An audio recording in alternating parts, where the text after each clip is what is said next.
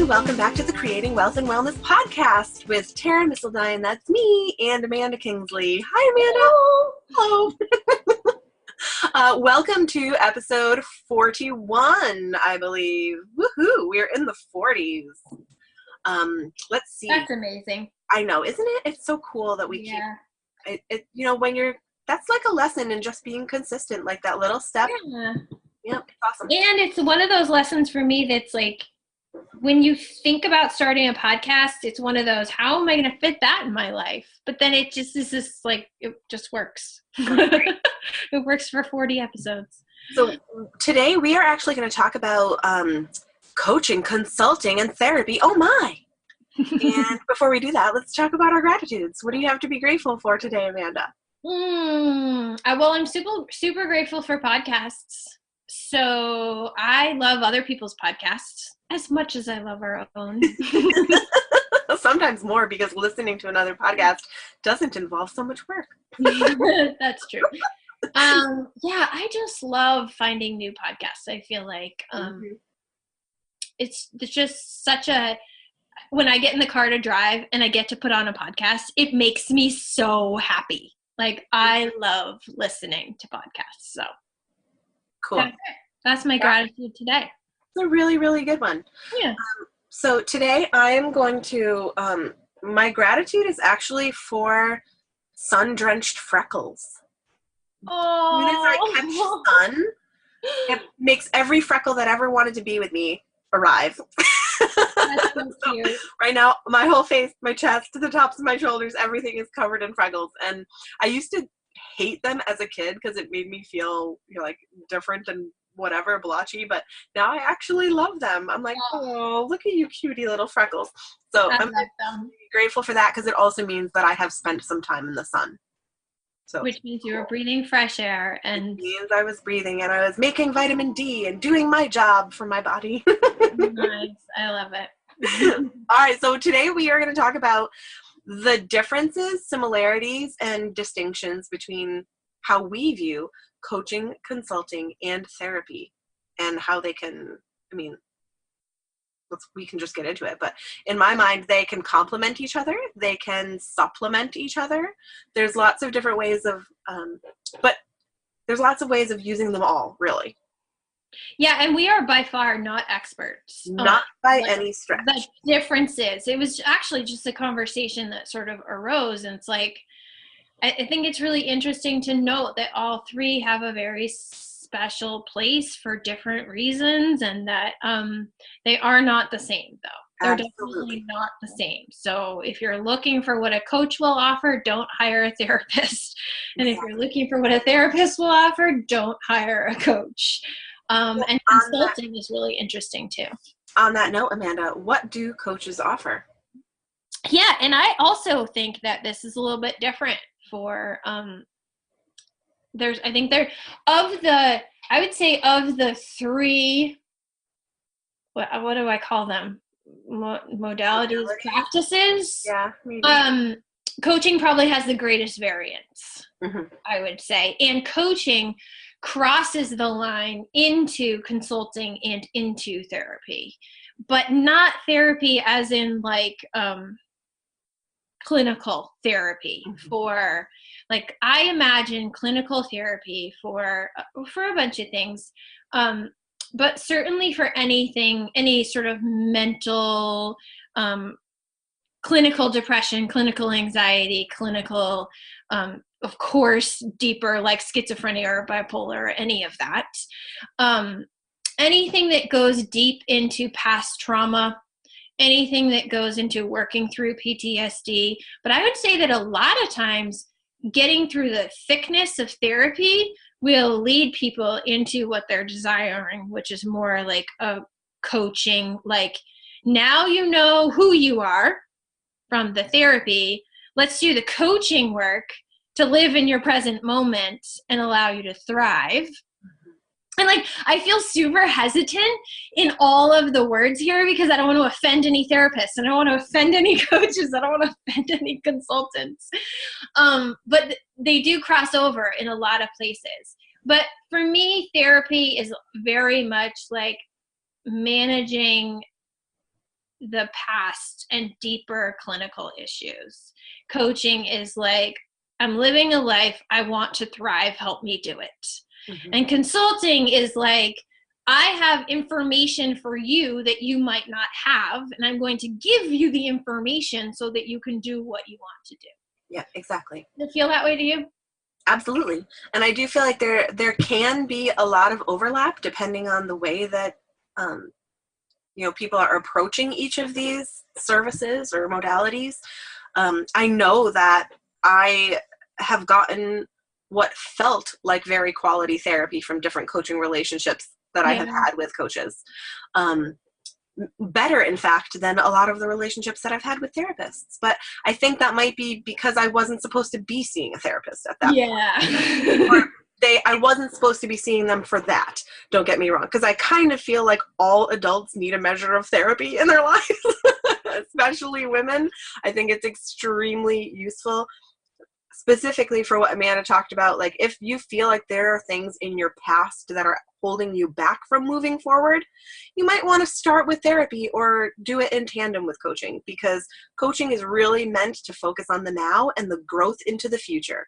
It is not meant to dive back and process and provide therapeutic recovery from the past. That's not what coaches are trained to do. Or certainly anything where you're feeling like you need medication, right? Like, because coaches can't prescribe anything. Therapy is the only one that can prescribe something for mental health. Yeah, and like we as coaches, like for someone who's using medication for anxiety or depression, like we might give you tools as coaches that will help you manage anxiety or depression, but we are by no means, that's not our goal. Our goal is for you to hit the goals that you want to hit, and create the life that you want to create, but certainly not to eliminate or manage any clinical. Yeah, and when we were discussing this really quickly to decide whether or not we wanted to have this conversation on the podcast, you brought up a really fantastic point that I think you can speak into a little bit. And that is about the coach's role in sort of surfacing and uncovering what the client actually wants. And that's a little bit different than therapy, because in therapy, the practitioner can actually, like, what's the word I'm looking for? Interpret for you what they're hearing. And coaches don't do that. Coaches don't make interpretations. We'll sort of highlight something if we're sensing it, or like, but it's all about asking questions. It's about unearthing and uncovering for the client what they're actually saying and what they actually want. Isn't that true? Yeah, and well, this is where I think there's a big range in coaching. And this is where coaching crosses into consulting, when you might say to someone, like, what I'm hearing is that this is happening for you. Might it be helpful to insert option? So inserting the option is when you're crossing into consulting. Yep, totally. And what I'm hearing is when you're crossing into therapy. But what you're doing as a coach is you're allowing them to put the puzzle pieces together and go, oh, what I need to do is. So coaching is like kind of opening the door, right? It's like opening doors in your mind that haven't been opened, and making connections between your mind and your heart that haven't been made. Mm-hmm. And offering that emotional support and accountability, which doesn't necessarily happen otherwise. It's not like a camaraderie atmosphere with your therapist or even with a consultant. And interestingly, like, it might be approaching the line of consultant to ask a question and say, might it be? But in the consulting that I've done, a lot of clients are literally looking for me to say, this is where you're going wrong. This is what you need to do. Yes, exactly. And it's not like, do you think that maybe? No, it's like, no, here's a checklist. Do this and you will have improvement. And therapy, like I meant, in a lot of the therapy that I've experienced, it wasn't like there were no solutions really offered to me. Yeah.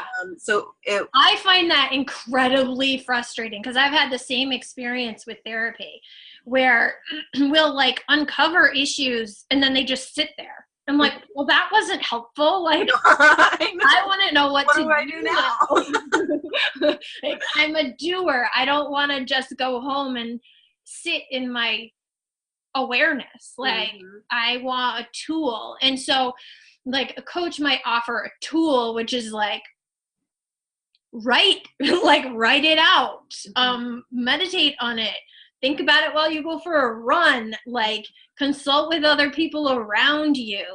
But I feel like that was always missing for me in therapy, which I love what you said, like maybe it's because I didn't belong in therapy. And I didn't belong in therapy either because what I really wanted was coaching. And so but I think coaching is such a I would guess that most people listening to this podcast are familiar with the coaching world, but it's also becoming more and more popular and more like accepted and talked about that you would have a coach for your business or for your life or for your personal, like for your family, personal needs and desires and wants. And I do like in defense of all my sisters and brothers out there that are doing therapy as their career and as their passion and as their livelihood. I would say that I've had really successful and productive coaching relationships with people who were also in therapy, because they do get to process things on an entirely different spectrum. And many times they'll say like, this thing came up for me this week in therapy. I would love to talk to you about it and strategize what to do now from a coaching perspective. Yeah. So, and when you said, I don't want to just go home and sit in my awareness, but sometimes, getting to that awareness and then bringing totally is amazing. And that's why I think a lot of times it's ideal to be utilizing all of these things at the same time for a lot of people, because they do complement and support one another in big ways. Sometimes when somebody is very interactive with you, you might not actually have the silence and stillness to get to some of those deeper places like you do in therapy. Yep. So I just wanted to say that we are not by any stretch saying disqualify yourself from therapy just because you like taking action. Sometimes you're going to have way more focused and productive action by utilizing something like that can get you to those deeper places of things that will actually change your life, And it's just another great example of try it. Yeah. Right? Like try it. And don't just try one therapist. I was just going to say that. Oh, therapy's not for me. Like, well, maybe that therapist wasn't for you. Try another one. So try it. Just try it and see how it feels. Talk to your friends and see what results they're getting and what and why. And yeah, it's kind of one of those things you just have to experience it to understand it. So don't be afraid to like call up a life coach and be like, what can you offer me? Here's my situation. How might you be able to help? And then call a therapist and say, here's my situation. How might you be able to help? And see which one feels better to you. Yeah. And definitely if you're in business, consulting is like a whole nother, or investing or anything more, what's the word? Like concrete in terms of tools and actions and like steps. Throw consulting into the mix, but I think most of the time people are deciding between therapy and coaching. So I feel like consulting it's not really to resolve mindset issues, which a lot of times coaching is. Like coaching is to break through a lot of the mental things, some of the emotional things. It's how you get yourself out of your own way sometimes. And consulting is more like, hey, I've been doing all these things. They're not getting me the results that I want. So what can I do differently? Not how can I be differently? Yeah. No. So yeah, but it sounds like we're definitely on the same page of all of them can be supremely useful and sometimes in collaboration with each other. Yeah, I think definitely in collaboration with each other, or even in like certain times in your life, maybe not at the same time, but at different times in your life for sure. And if you really do need a prescription for anxiety, you're going to get more out of your coaching relationship because you've now managed the anxiety with a psychiatrist or a psychotherapist or whoever, you're going to get more out of the coaching relationship because you've managed the other stuff in whatever way. Yeah. But it's amazing. And it's just, I think, so much variance in personality. If you follow someone like Mel Robbins, is that her name? The 5-4-3-2-1 lady. People cure anxiety, lifelong anxiety through coaching tools. Mm-hmm. So it happens, but it doesn't happen to everyone. That's why you have to play with it and explore it and really know who you are and how you best function. Definitely. And I love what you said about don't knock it till you try it, and don't try it just once. Yeah. Because there is such a huge impact of chemistry even, and if you feel comfortable with someone, or if you feel like you have immediately good rapport, or with coaches, I think it's great to have like kind of something in common. I don't think that's necessary with therapy because you're not really interacting in that way. But like when I've gone to coaches, it matters to me that they understand parenting. Like I want someone who can appreciate my priorities from that perspective and be able to like understand what that is as a mother that has shifted big time since I wasn't a mother. And so now all of my priorities are very different, even as an entrepreneur and all of these other layered identities. So I do think it's really important to vet your practitioner the way that you said, call and say, like, are we a good fit? Who are the ideal people that you like to work with? Who can you be of best service to? And is that me? Yeah. What might it look like when we're working together? Right. Exactly. Yeah. For all of those practitioners. Yeah. Not just therapists, but coaches too. I've known a lot of people who have spent a lot of money on coaches that weren't the right fit for them. And I would also just want to bring up the fact that you can read a book with like psychotherapy information. You can read a book with mindset information. You can listen to podcasts about therapy or coaching or consulting.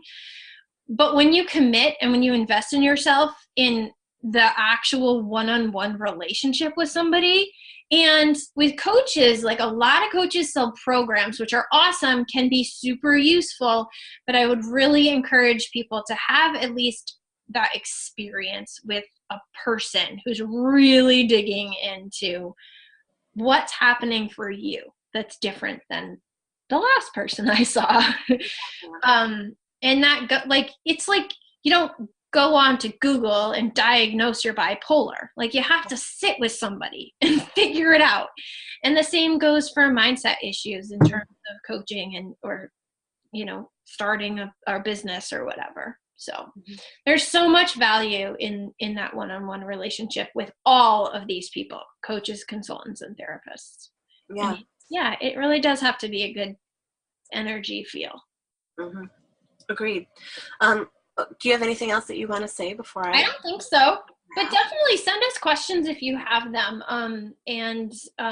Just know that everybody does it all a little bit differently. Just because therapists have letters on their name doesn't mean they do it the same, Mm-hmm. So send us questions if you have them. Sure. That kind of leads into my ask too, because my ask for today is for comments and reflections from our listeners about this. Is there anything that, because as you all know, me and Amanda can only speak to what we know and what we believe. Like, we can only speak to where we're at. So if we missed something dramatically here in the relationship between these three things and how they can serve, please do let us know, because I am curious. I'm devoted to my personal growth, and if I'm missing something, please let me know. Yeah, that's good.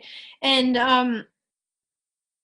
ask us too if you don't know how to find someone, because I think both of us are really good connectors. We're really good at connecting people to who you're looking for.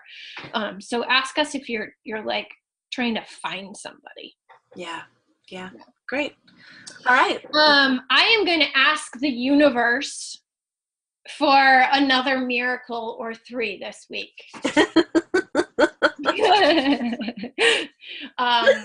we are having amazing success filling our Connected Growth program with Jen Heilman. And I'm just going to ask for some more miracles in those last few spots. Okay, do we want to tell people more about that this week? Can we remind them of the link? Let's assist the universe.